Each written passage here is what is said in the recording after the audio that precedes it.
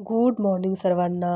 आणि आज मी ठरवलं होतं की पावभाजी करायची. त्यामुळे सकाळीच मी त्याच्या तयारीसाठी लागले. रिऊला मी पटकन दूध दिलं कारण का रिऊला पावभाजी खूप आवडते आणि मला त्यानं सांगितलं होतं की संडेला काहीतरी छान खायला कर. त्यामुळे मी पावभाजीचा बेत ठरवला.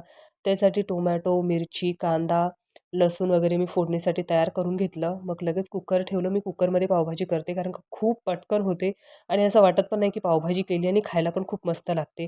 वाटाणे पण घेतले कारण का आता वाटाण्याचा सीझन आहे. गाजर घेतलं, बीटरूट घेतलं. बीटरूटमुळे खूप छान कलर येतो आणि हेल्दी पण असतं.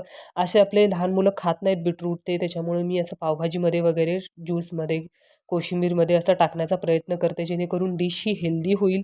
आणि लगेच मी भाजीपाला धुवायला घेतला कारण का सकाळीच ह्यांनी भाजीपाला आणला होता. मग आलू वगैरे कव्हर काढून घेतले, कट करून घेतले आलू. सगळंच मी काय करत होते, एकीकडे फोडणीला पण टाकत होते आणि इकडे धुवून वगैरे भाज्या कट करून करून घेत होते. म्हणजे साईड बाय साईड सगळंच पटापट होईल. शिमला मिर्च पण घेतली, शिमला मिर्च कट करून घेतली.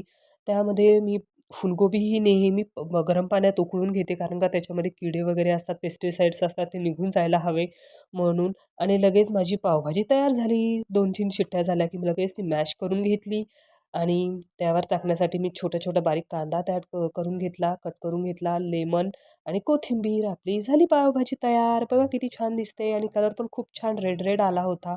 आणि मग लगेच मी पाव भाजून घेतले आणि आपली पावभाजी तयार आहे.